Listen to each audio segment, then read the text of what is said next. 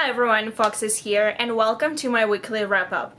This is going to be the wrap-up for the week between April 2nd and April 8th, and I have quite a few things that I want to talk about.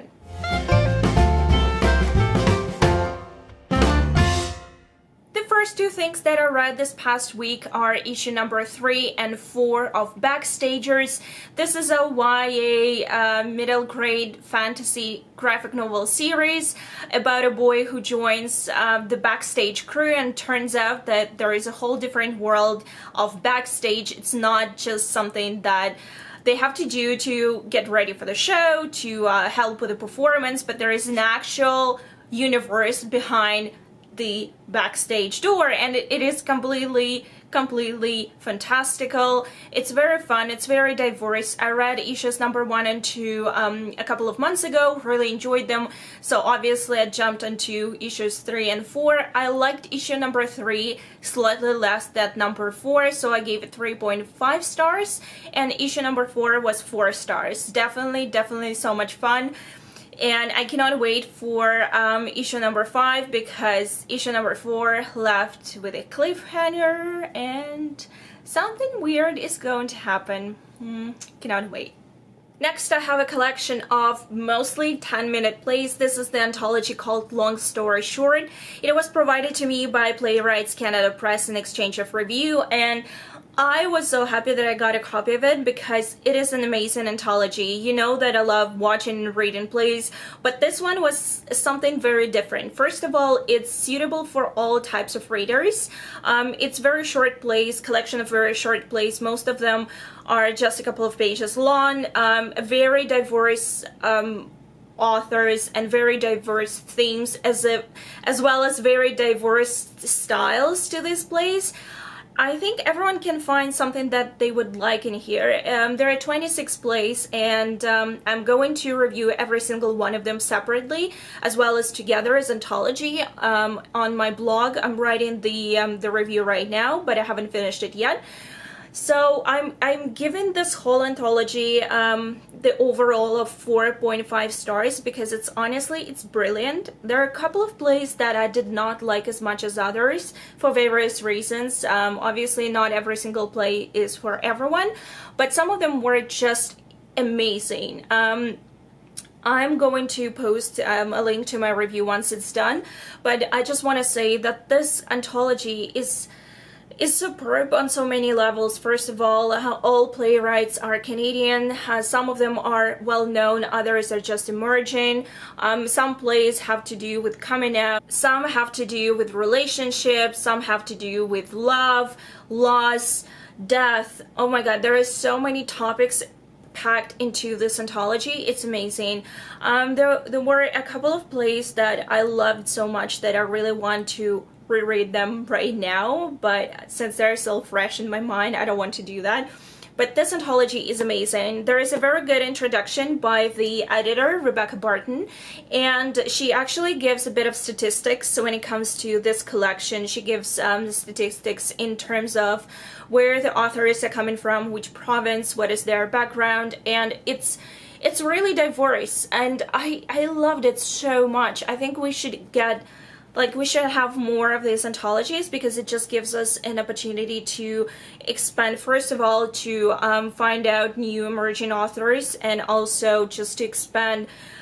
I mean, some of these plays, like one of these plays is written in mostly verse, and it has to do with Greek mythology, which is amazing. I also think that this cover is great because it basically represents all different types of people, and it's just lovely. I was trying my best not to dog-ear pages because I hate doing that, but I still have 2 of them. I just dog-eared 2 plays that really were pulling at my heartstrings. So yeah, and I just love it. I swear I'll do a more coherent review on my blog, but I just want to say that I'm so glad that I read it. So different, so many different authors, so many different stories. It's amazing. Next, I listened to an audiobook, and that was Fantastic Beasts and Where to Find Them by Newt Scamander, written by J.K. Rowling. And I have read that book for Booktubeathon. I believe it was called Readathon, that happened last year, and I read it, and I gave it only 3 stars because I didn't find it very engaging. It was very nice to dip back into Harry Potter world, but I was not a fan of that book.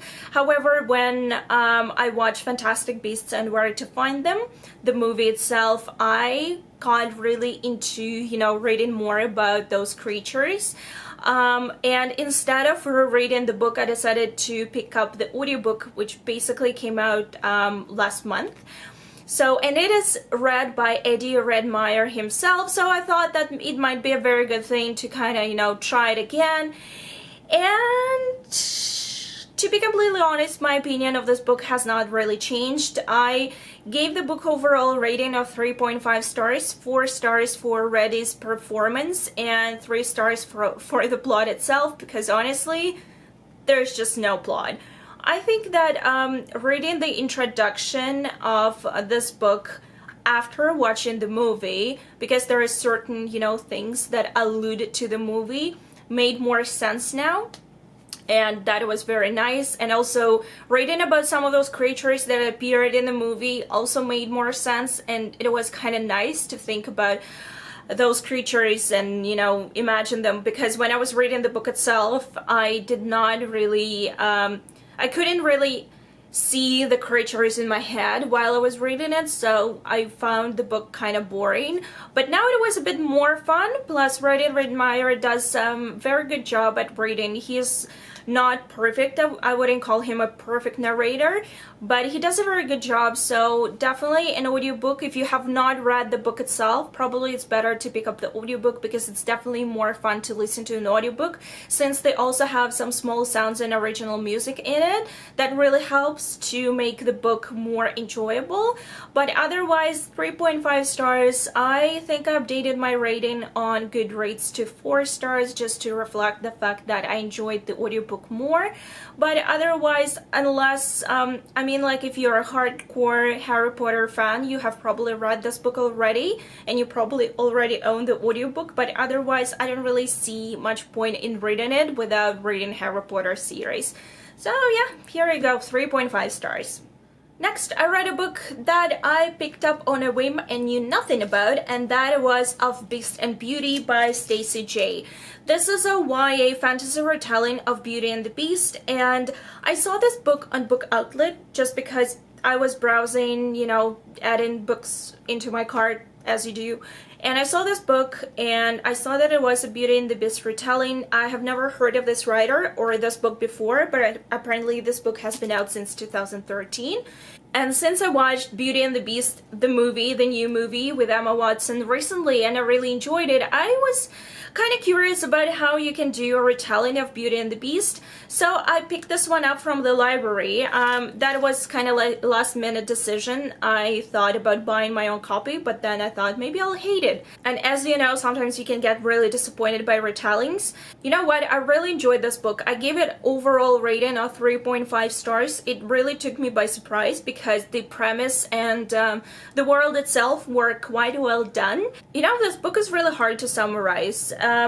Essentially, we have a city which is closed by the dome, and in this city people live quite happily. They have food, they have everything they need, they have fresh air, they have trees, etc.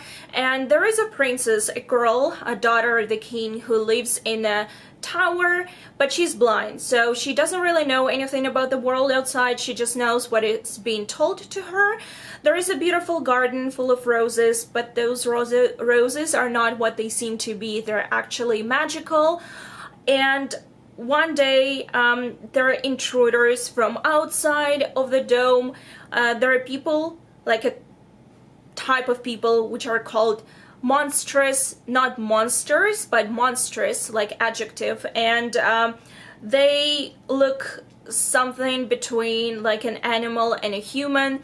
So they invade this city. The city is called Yuan, and try to steal the rose because one of the clan's fortune tellers said that they need a rose to steal the magic of the city and bring it to their clan, since their clan is dying from a lack of food and provisions.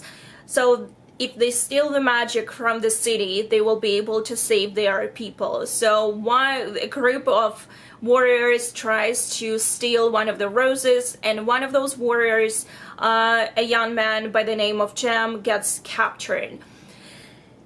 It is a very interesting premise because we have a girl who is potentially a beauty or belle in this story, but at the same time she's so different from everyone else in her city that she is being called ugly, and in a way she's like a beast, and people are saying that she's losing her mind. And we also have another person in the story who, by all, signs, should be called a beast because he looks more of a beast than a person, and he's also like a savage from outside, but at the same time he's the one who tries to steal the rose, and he's not the one who is whose life is connected to the roses. It's a very difficult book to summarize, but you know what? I really enjoyed it. This book is told from the first perspective. It is told from the point of view of Isra, who is the princess, from the point of view of Jem, who is the beast or the monstrous, and there is also a third point of view of one of the royal warriors or guardians or knights who is kind of in love with Isra as well. So we have our Gaston in the story. I really enjoyed this book. Since I had really no expectations for this book, I think I enjoyed it more than I expected. I gave it 3.5 stars because it is a solid fantasy YA novel, and it is a standalone, which is kind of quite rare these days, and it has a very interesting world. However, the fact that basically we knew how the story would end and there was really almost no suspense to the ending itself. Don't get me wrong, the ending was very good. It was not cheesy, it was very well done, and it was done in accordance to this world's rules. Everything was done very well, but there was no real element of big surprise at the very end. I thought that I had more surprises at the beginning of the book and kind of like in the middle of the book than I had at the very end.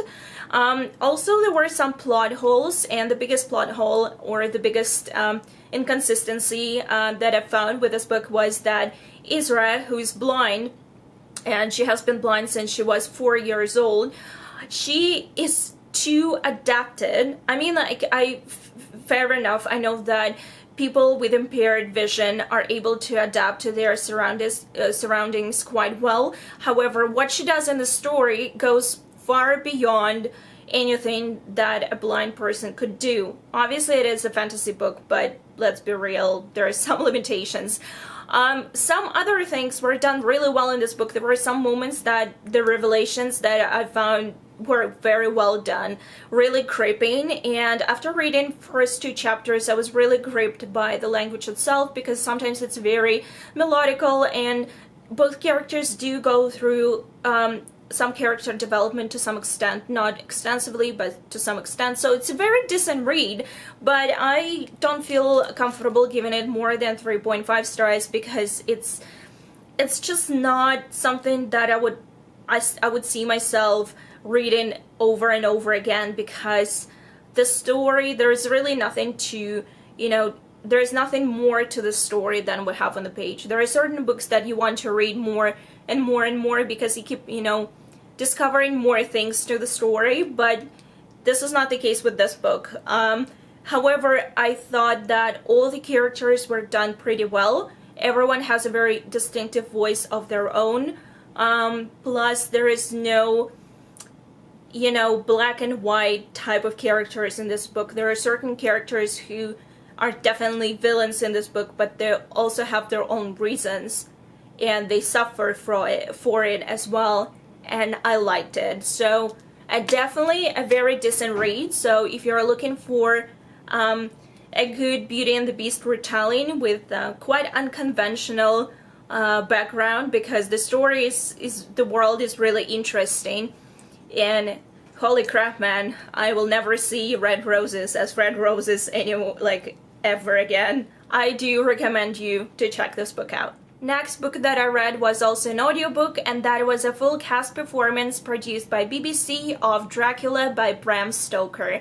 It was just a 2-hour long audiobook, obviously abridged and translated into full cast performance. I feel as if I'm probably one of the very few people who have never read Dracula by Bram Stoker, and I'm quite okay with that. I obviously know the story, I obviously know the legend and everything that it comes with Dracula and the background of the story. I'm quite fond of vampires, but I think the vampires that I like the most are the ones that were created by Anne Rice. I like a very different type of vampires from Dracula, and since there are so many stories and so many jokes and so many even animated movies, for example, Transylvania Hotel, which is one of my favorites, by the way. That one is just like, they all kind of make fun of Dracula, and that makes total sense. So I don't really feel the need of reading to read the actual novel, but I was very curious about this full cast production, and reason for that being because, first of all, Jonathan is voiced by Tom Hiddleston. That is a quite old production. I think it's back from 2006 or something, and Dracula himself is voiced by David Suchet, who I absolutely adore, and I just wanted to listen to it, and I believe that if it weren't for those two, especially David Suchet, I would probably abandon this audiobook because I found it confusing and also quite boring in plot. Nothing really made much sense, and the only fun parts were when Dracula was talking, because David Suchet made him sound very, very grotesque and exaggerated, and it was just, "Lucy, come to me, Lucy." That was so funny, honestly. That was hilarious. So I was kind of laughing in inappropriate places. And I gave the performance of the full cast 4 stars, but plot only 2 stars, so overall of 3 stars to this audiobook. I'm sorry if it's your favorite novel, but I just cannot take it seriously, and if it weren't, like I said, if it weren't for the fact that I was also coloring while listening to it, I'll probably just give up. And the last, but definitely not least, the book that I read this past week was another graphic novel, but it's a very unusual graphic novel, as it is some sort of combination of free-form poetry or prose verse poetry or album lyrics or graphic novel. I don't even know how to describe it, to be honest. And that is Secret Path by Gord Downey and Jeff Lemire. Gord Downey was responsible for writing lyrics or prose poetry or half-verse poetry. I'm not even sure how to describe this poetry, but and Jeff Lemire was the illustrator who did the graphic novel part. This graphic novel is based on a true story of a 12-year-old Cheney Wanjak, who was an ingenious boy back in the 60s. He was sent to the Indian residential Catholic school, and he decides to escape from it to return back to his family, but he doesn't know that his family has moved, and he's trying to find his family, although they are way too far for him to travel. Nevertheless, he starts walking there, and he walks along the railroad tracks, and basically this is the story of him traveling, of his memories of his life before Catholic school and at Catholic school, and also his visions, his thoughts about his father. This is a very tragic and sad story, and the graphic novel part itself is done in a gray bluish tones. The lyrics or poetry part is also very poignant. It's very beautifully done, it's very tragic, it's very heartbreaking. I don't know, I read it on a whim right before going to bed, and I thought that it was not something that you should be reading right before going to bed, because seriously, that's a very, you know, deep and profound story, and I did enjoy it. It was heartbreaking, especially at the end, and I think that the lyrics part or the poetry part really brings to the story. I have seen this book around bookstores a lot, and I was always curious to pick it up, and finally I did on Overdrive. Very glad I did, because it is I think it's a very important story, because there are mentions of abuse, there is mentions of mistreatment of ingenious people, and it's just mistreatment of children. Yeah, it's a very sad story. Nevertheless, it's beautifully done, and I liked the poetry part as well. It was very well done. So yeah, I gave it 4 stars, and I suggest that you check it out. I've seen this book in kids book section.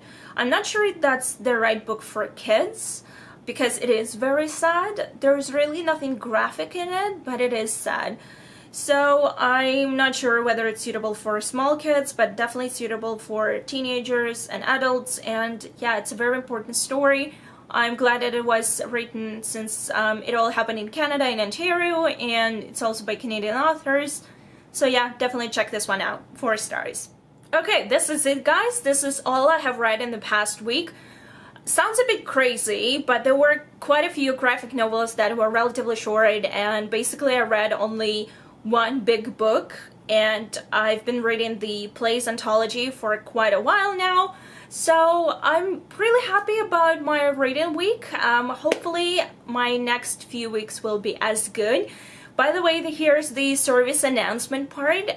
This is going to be my last weekly review for the next couple of weeks, because my parents are coming over today actually, and I will not have time to film at all for 2 weeks. I'll have videos up because I have pre-filmed some videos, like my March book haul. Still need to upload that one, and a couple of more videos, so watch out for those. I will definitely be posting unless something else happens, but my schedule will be the same every Wednesday and every Sunday. However, I will not be able to actually do any new reviews, and but I'm still going to read something. I'm still reading My Sister Rosa, and I'm still reading a couple of more books. We'll see how it goes, and I'll see you in 2 weeks. Thank you so much for watching. See you very soon. Bye! I have no idea if the camera is focusing on me or not. Is it? I think it is. Ooh. The joys of being short-sighted. It's Canada Press, so thank you so much for them. Sometimes I just forget words. And I just loved it. I have never read Dracula by Bram Stoker. Is it written by Bram Stoker? I think it is. God, I'm getting so hungry. Ooh.